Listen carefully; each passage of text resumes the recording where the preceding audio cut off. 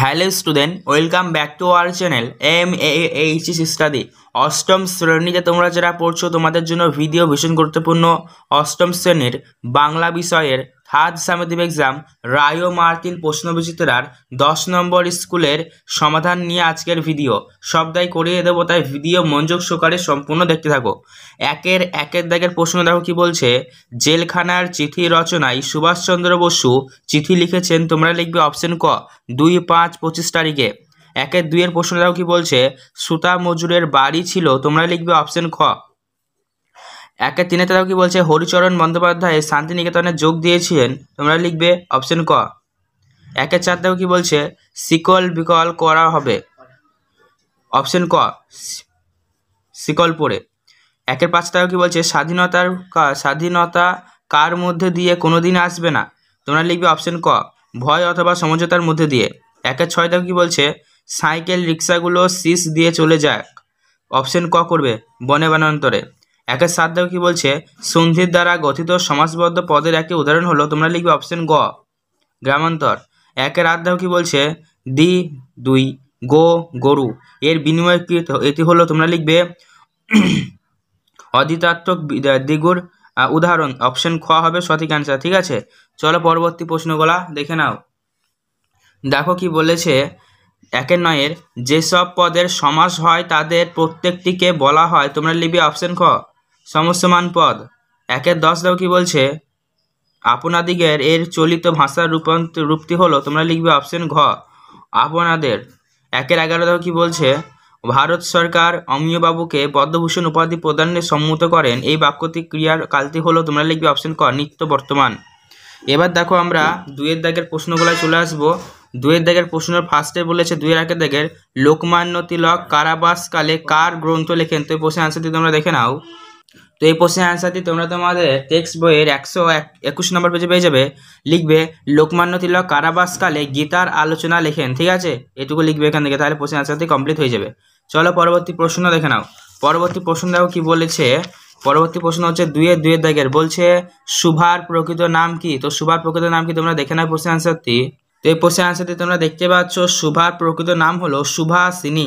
ঠিক আছে, চলো পরবর্তী প্রশ্ন দেখে নাও। পরবর্তী প্রশ্ন দেখো 2-3 দাগের বলছে কি এত দুঃখ এত ব্যথা সে কখনো পায়নি, এখানে কার দুঃখ বেদনার কথা বলা হয়েছে, তো এই প্রশ্নের আনসারটি দেখে নাও। এই প্রশ্নের আনসারটি তোমরা দেখতে পাচ্ছ, এত দুঃখ এত বেদনার কথা পাইনি, এখান থেকে শুরু করবে, এখান থেকে এই লাইনটা লিখবে, লেখার পরে এইটুকু লিখবে, তাহলে পরে তোমাদের এই প্রশ্নের আনসারটি কিন্তু কমপ্লিট হয়ে যাবে। চলো পরবর্তী প্রশ্ন দেখে নাও। পরবর্তী প্রশ্ন দেখো কি বলেছে। 2-4 দাগের সাত ঝামেলা জোতাই, এখানে সাত শব্দটি ব্যবহার করার কারণ কি, তো এই প্রশ্নের আনসারটি তোমরা দেখে নাও। তো এই প্রশ্নের আনসারটি দেখতে পাচ্ছ সাত ঝামেলা জোতাই, এখানে সাত শব্দটি ব্যবহারের কারণ কি, এখান থেকে শুরু করে এফডি লিখবে, তাহলে পরে তোমাদের এই প্রশ্নের আনসারটি কিন্তু পুরোপুরিভাবে কমপ্লিট হয়ে যাবে। চলো পরবর্তী প্রশ্ন দেখে নাও। পরবর্তী প্রশ্ন দেখো 2-5 দাগের কি বলছে দেখো।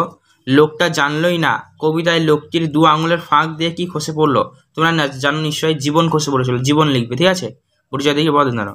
2-6 দাগের প্রশ্ন দেখো কি বলছে। মুক্তিপথের অগ্রদূতের চরণ বন্দনা কিভাবে রচিত হয়, তো এই প্রশ্নের আনসারটি তোমরা দেখে নাও।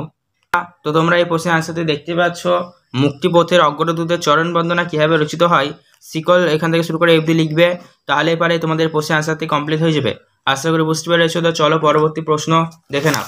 পরবর্তী প্রশ্ন আমাদের রয়েছে এখানে 2-7 দাগের প্রশ্ন বলছে কালকে প্রধান কয়েকটি ভাগে ভাগ করা যায়, কালকে আমরা প্রধানত কয়েকটি ভাগে ভাগ করি, তো এই প্রশ্নের আনসারটি তোমরা দেখে নাও।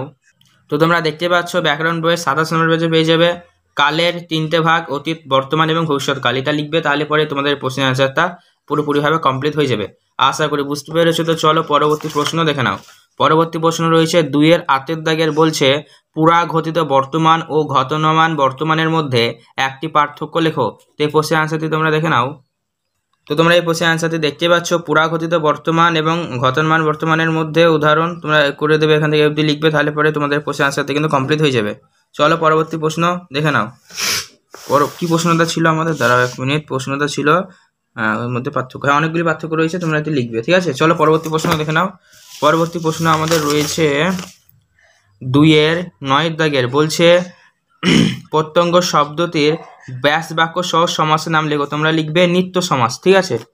তারপরে দেখো নিত্য সমাস নয়সি তয়জ ফেলা নিত্য দন্তস্ব মায়িকা দন্তস্ব, 2-10 দেখো প্রশ্নটা কি বলছে, সংখ্যা বহুব্রীতি ও দ্বিগু সমাসের মধ্যে একটি পার্থক্য লেখো। তো এই পার্থক্যটা তোমরা দেখে নাও। সংখ্যা বহুব্রীতি সমাস আর দ্বিগু সমাসের মধ্যে অনেকগুলাই পার্থক্য রয়েছে, তোমরা তোমাদের সুবিধা অনুযায়ী এখান থেকে কিছুগুলা লিখে নেবে, ঠিক আছে। চলো পরবর্তী প্রশ্ন দেখে নাও। পরবর্তী প্রশ্ন আমাদের 2-11 দাগের বলছে কি দেখো, বাংলা ভাষায় লিখিত কয়টি রূপ দেখতে পাওয়া যায় ও কি কি।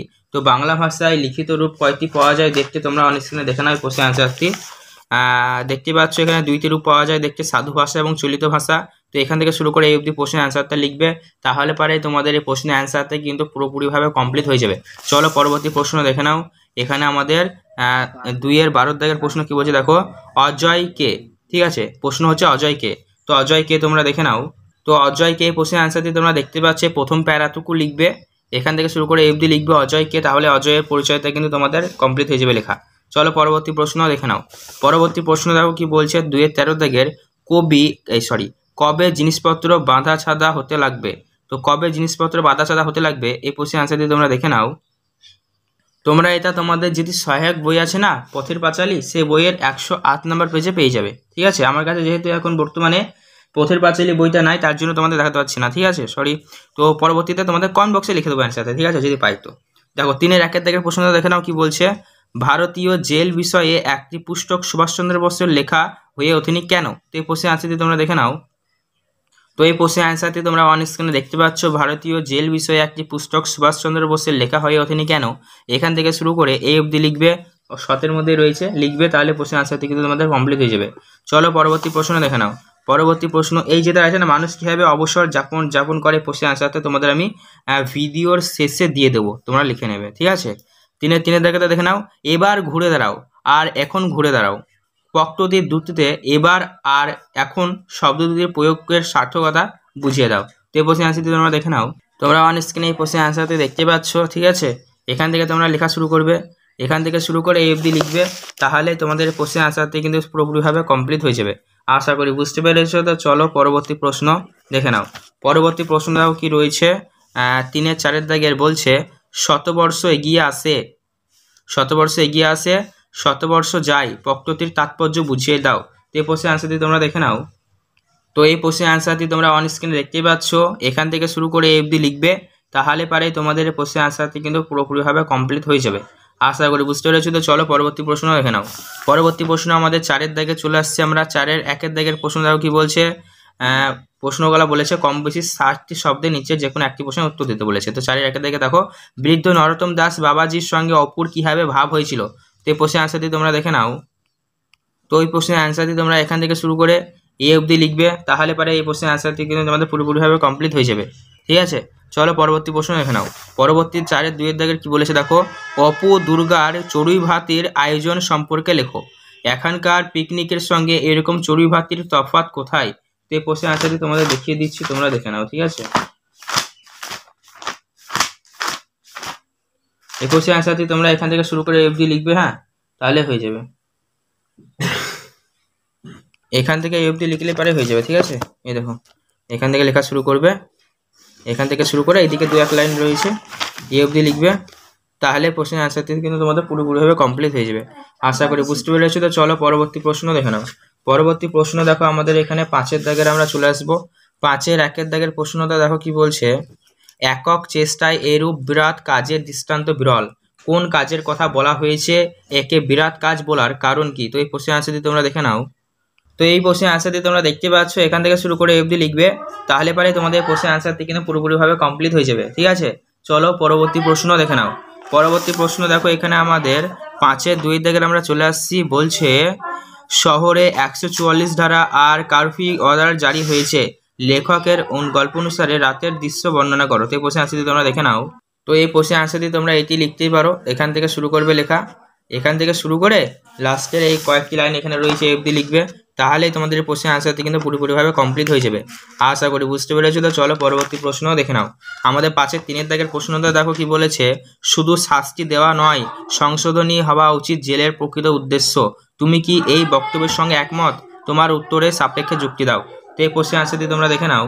তো এই প্রশ্নের অ্যান্সারটি তোমরা অন স্ক্রিনে দেখতেই পাচ্ছ, এখান থেকে লেখা শুরু করবে, শুধু শাস্তি দেওয়া নয়, সংশোধনী হওয়া উচিত জেলের প্রকৃত উদ্দেশ্য, তুমি কি এই বক্তব্যের সঙ্গে একমত, তোমার উত্তরের সাপেক্ষে যুক্তি দাও। এখান থেকে শুরু করে তোমরা এখানে আর কয়েকটি লাইন রয়েছে এই অবধি লিখবে, তাহলে পারে তোমাদের প্রশ্নের আনসারটি কিন্তু পুরোপুরিভাবে কমপ্লিট হয়ে যাবে। আশা করি বুঝতে পেরেছো। তো চলো পরবর্তী প্রশ্ন দেখে নাও। পরবর্তী প্রশ্ন আমাদের 5-এর 4-এর দাগে রয়েছে, বলছে দেখো কি, কিন্তু মাতা তাহাকে নিজের গর্ভের কলঙ্ক জ্ঞান করিয়া তাহার প্রতি বড় বিরক্ত ছিলেন। কার মাতার কথা বলা হয়েছে? তোমরা লিখবে সুভার মাতার কথা বলা হয়েছে। তিনি তাকে কেন নিজের গর্ভের কলঙ্ক বলে মনে করতেন? তার 2 দিদির নাম কি? কে তাকে বেশি ভালোবাসতো? তো এটি তোমরা তোমাদের সুভা গল্পে পেয়ে যাবে 155 নম্বর পেজে ভালোভাবে রয়েছে, ঠিক আছে। সবটা তোমরা লিখবে, একটু পড়বে, গুছিয়ে গুছিয়ে লিখবে, ঠিক আছে। চলো 6-এর একের থেকে প্রশ্নটা দেখে নাও। 6-এর প্রশ্নগুলো বলেছে কম বেশি 150টি শব্দে নিচের প্রশ্নগুলির অ্যান্সার করো। ছোট্ট একটা টুক করে বাইরে পাল্টে দাও। বাইরে তাই কী ধরনের বদল ঘটবে বলে কবি আশা করেছেন? সেই কাঙ্ক্ষিত বদল ঘটালে জীবনে কী হবে, অন্যরকম হবে বলে কবি মনে করেন। তো এই প্রশ্নের অ্যান্সার দিয়ে তোমরা দেখে নাও। তো এই প্রশ্নের অ্যান্সার দিয়ে তোমরা অনেক সময় দেখতে পাচ্ছ, এখান থেকে শুরু করবে লেখা, এখান থেকে শুরু করে এই অবধি লিখবে, তাহলে পারে তোমাদের প্রশ্নের অ্যান্সারটি কিন্তু পুরোপুরিভাবে কমপ্লিট হয়ে যাবে। আশা করি বুঝতে পেরেছো। তো চলো পরবর্তী প্রশ্ন দেখে নাও।